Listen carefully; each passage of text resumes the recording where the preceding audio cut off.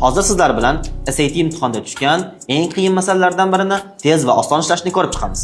Ko'rib turganingizdek, bu masalada obyektning balandligini vaqtga bog'liqligi berilgan. Demak, biz qachonki launch from so'zi ishlatilsa, bu time 0 hisoblanadi. Demak, time teng 0 dan height 0 bo'lgan, ya'ni y koordinat 0 bo'lgan. Va qachonki 3.16 sekunddan keyin esa bu maksimum balandlikka chiqqan hisoblanadi.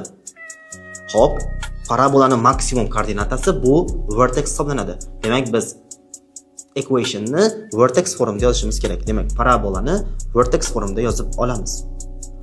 Endi bu yerda mana dastimizga ham kiritishimiz mumkin. Kiritdik va bu yerda qizil uchburchakcha chiqaryapti dasmoz.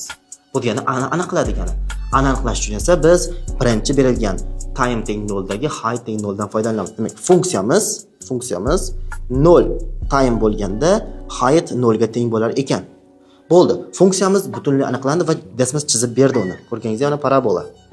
Xo'p, endi masala shartida qachon 182 bo'ladi deb so'rayapti. What is a possible value? Demak, biz bittagina mumkin bo'lgan qiymatini kiritsak yetarli. Demak, y teng 184.32 kiritadigan bo'lsak, mana bu intersection pointlar bo'ladi. 2,4 va 4,8. Ikkalasidan qaysi birini kiritsangiz ham to'g'ri javob hisoblanadi. Yana qaysi masalalarni ko'rib chiqishimizni istaysiz? Izohlarda yozib qoldiring.